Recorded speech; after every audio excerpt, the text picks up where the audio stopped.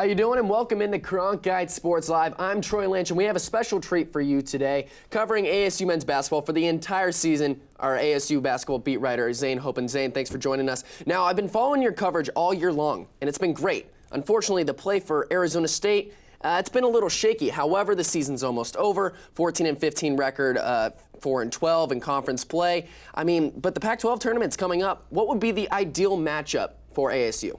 No, obviously Pac-12 tournament time comes around. Anybody can win it, especially the way the conference has been going with Oregon in first place. They've had such a tough schedule, but they figured out a way to be on top. But anybody's beatable.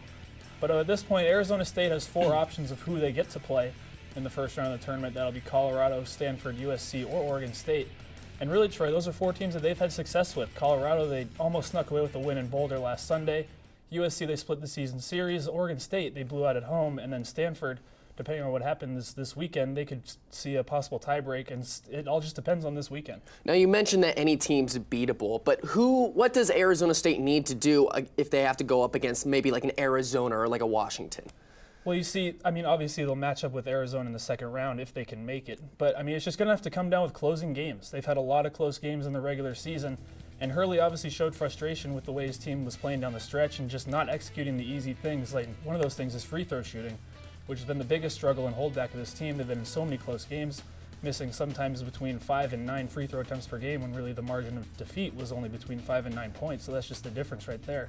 So really going to have to figure out how to close games and just be more mature than maybe the way they're playing. It's been a tough year for Bobby Hurley, and it's been a tough year for his players too. But going into this tournament, what's one player who hasn't been stepping up who needs to come tournament time? I think at this time of the year, it's got to be Savon Goodman, the guy that they were kind of riding in the low post in the beginning of the season. He was having career numbers and really a career season until he was obviously set back with a suspension. But if he can pick it up in the tournament and be a dominant force despite his undersized, physique, and obviously, but the way he plays, he's huge. And so he can be a big factor, and it seems that when he plays well, the team plays well. All right, well, the Pac-12 tournament, that starts March 9th. Make sure you go there. Then if you missed any of Zane Hopen's coverage, you can check that out on CronkiteSports.com. Zane, thanks for joining us today, and thank you for tuning in to Cronkite Sports Live.